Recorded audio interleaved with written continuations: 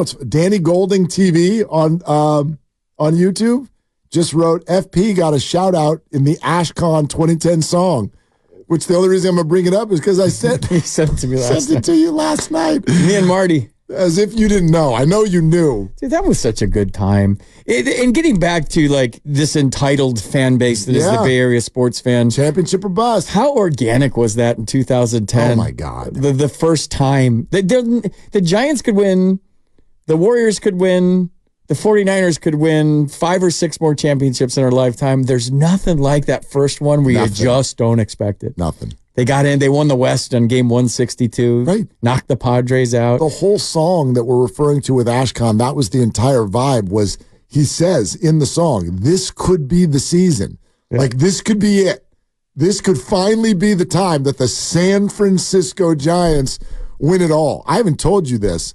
My son, who's now 17, playoffs that year, a pregame ritual was to sit down and watch that video before every playoff game. We sat down. He was 3 years old. No way. He was 3 years old, and we sat down, and he would sing along with AshCon. And here's another fun part. We got it. Can we play that? We have it somewhere in the bowels. Check this out. For those of you who believe in, I don't know if it's karma or whatever, just like synchronicity. So we would watch that together for every playoff game. And we're still living in Southern California. When they got to the World Series, play the Rangers, me and all my high school friends were able to get access to tickets for games 1 and 2 against the Texas Rangers. Live all over the country. So everybody's flying together like we had the best 2 days of our lives together going to these 2 games. After the game 1 victory, everybody pours out of the park onto the streets. If you were driving in a car, too bad. Yeah. The walkers had the right of way. The police were out there being like, just party it up, take over the streets. We're having plenty of drinks, and we're flying through the streets, ending up in I don't know what bar. Like, I don't know where I was. And my good buddy and I, we sit down, and we're just like, yeah, man, up 1-0, order it up. We're like, cool, high five. Literally turn to our left, hitting our shoulder. AshCon. No way. Sitting there. And by the way, he was like my buddy who had way one too many. He's like, AshCon, like starts screaming at him. He had enough. AshCon was like, yeah, it's me. It's like, I think I've been recognized by all 40,000 people here. So, but anyway, dude, even seeing your eyes and your face light up talking about it's just like best. Sometimes the first championship is like being a little kid. Like, you know, when you're a little kid, you had no worries, and then all of a sudden you grow up, and it's like more responsibilities and more money and more problems. It's almost like more championships for a fan, more problems. Because you're going back, you look like you're just 12 years old talking about that segment. Best. I mean, talking about that situation during the segment. Yep. And you go back to the fan base and the Giants fan base and how it's evolved. And I'll just use the word evolved over the years with 10, 12, and 14. And I've said this many times on air that I have close friends that say, can't they just win one at home? They always win on the road. Can't they just win a championship at home? I'm like, wait. What? I just wish they could win one at home. And I'm like, wait, do you hear what you just said? Do you know how hard these things are? I'll take one on the planet Mars. I don't care where it's won. I spent 35 years hoping that they would just, because I was 35 in 2010, hoping that they would just win one in my lifetime. That was my line.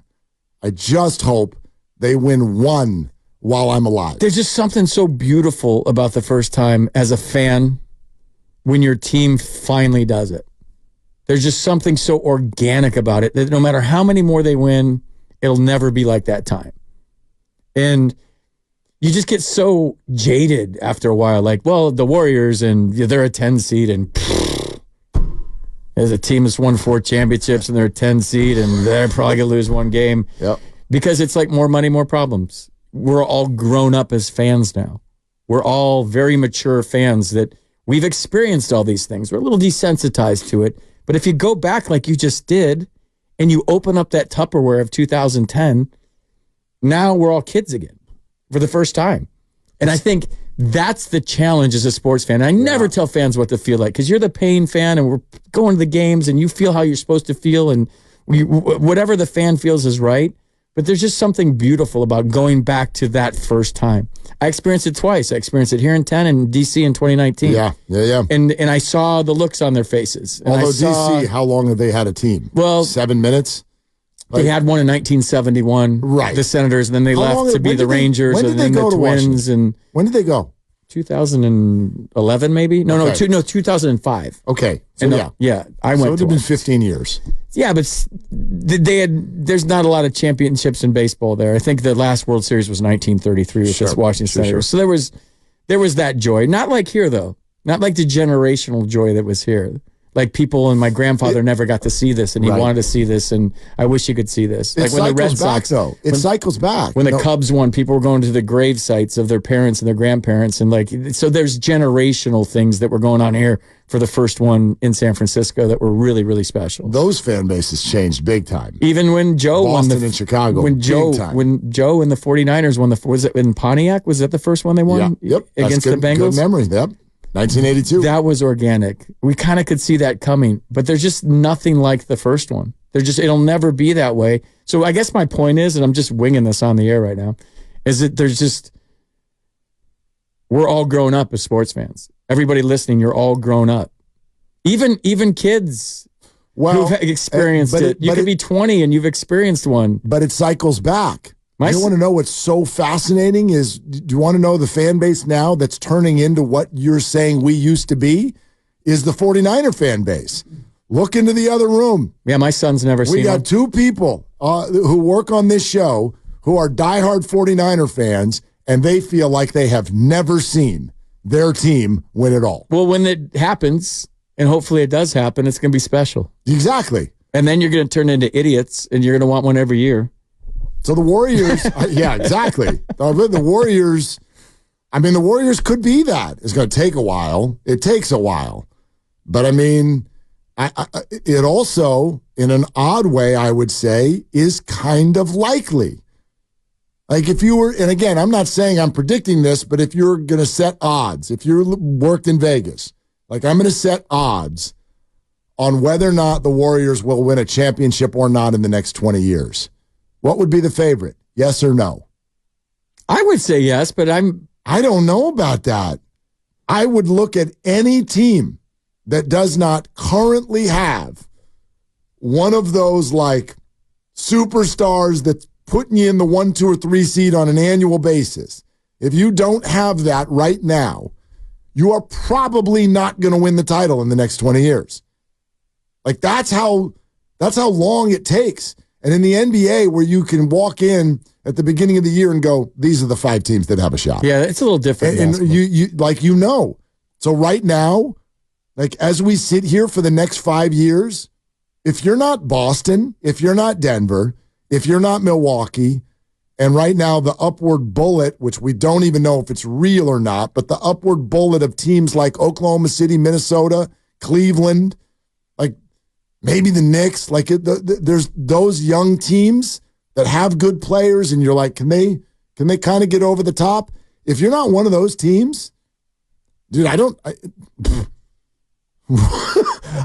know when, like the Warriors, you could make the argument that they're less likely in the next 20 years to win a title than the Spurs.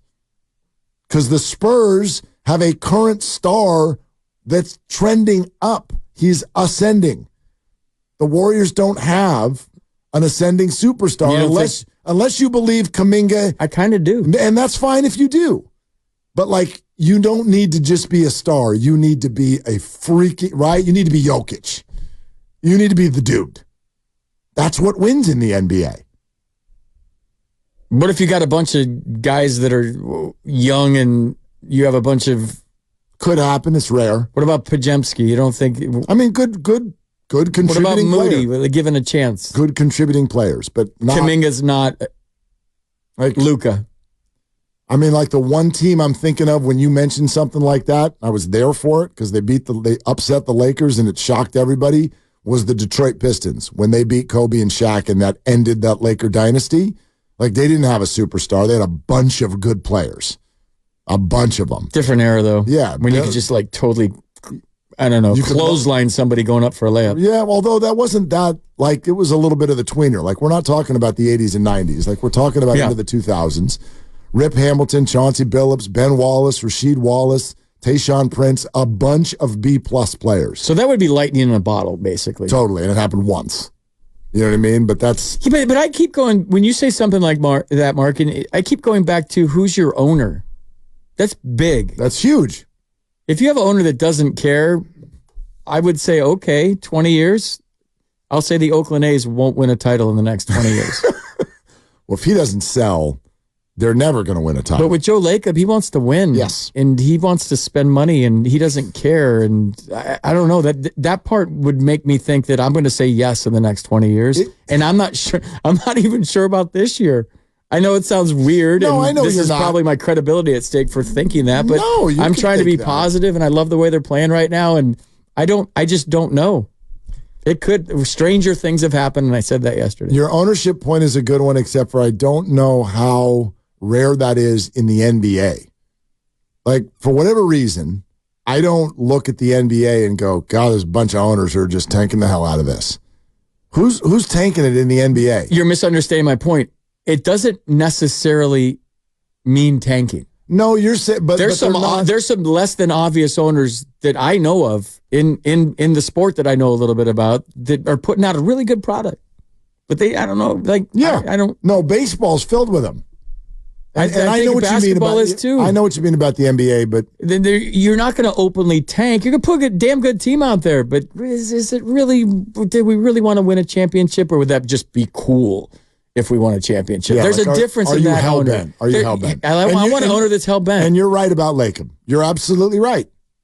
You're absolutely right. And so that is a weapon. But I think Mark Cuban has been hell bent. I think Steve Ballmer is hell bent. It doesn't mean it's going to happen. Yeah, the right people making decisions too. Cuban got one a number of years ago, but Ballmer's a great example. This guy, like, he's the richest one out there.